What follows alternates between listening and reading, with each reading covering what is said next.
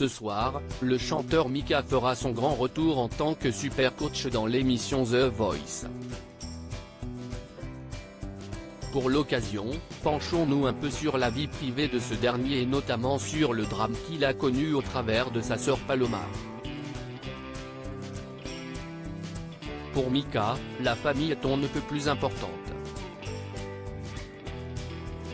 Aussi quand il a failli perdre sa sœur aînée Paloma, son monde s'est écroulé. L'accident remonte à plus de 10 ans, en octobre 2010 très exactement, et pourtant le souvenir est encore très vif dans l'esprit de l'ancien coach de The Voice. Il a quitté le programme en 2019.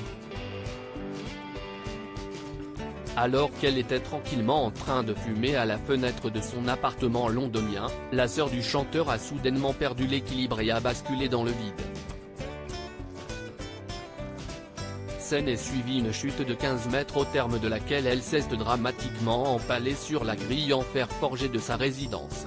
Transportée d'urgence à l'hôpital royal de Londres, Paloma a vu son pronostic vital engagé pendant de longues heures.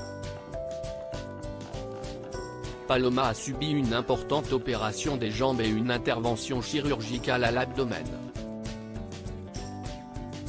Si elle souffre beaucoup, les choses vont remarquablement bien compte tenu de ce qui s'est passé, pouvait-on alors lire dans le magazine britannique The Sun. Une histoire qui avait fait le tour de la capitale anglaise. Depuis, la jeune femme qui avait 28 ans au moment de l'accident va beaucoup mieux et Mika aussi. Soulagé de toujours avoir sa sœur à ses côtés, il s'était confié à ce sujet en 2015, sur le divan de Marc-Olivier Fogiel. L'occasion pour lui d'expliquer la raison de cet étrange accident. À la naissance de Paloma, les médecins ont utilisé une mauvaise technique et elle est née handicapée d'un côté. Son côté gauche est faible.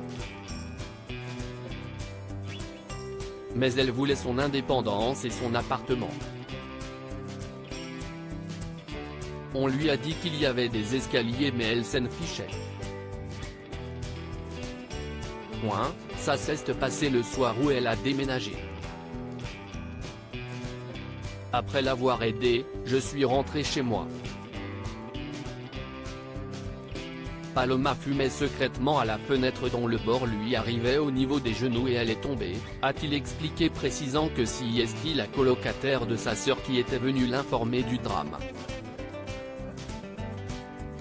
Rendu sur place en 4e vitesse, Mika assiste à toute la scène.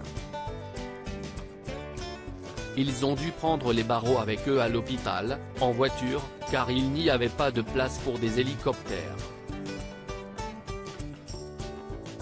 Presque tout le quartier était réveillé.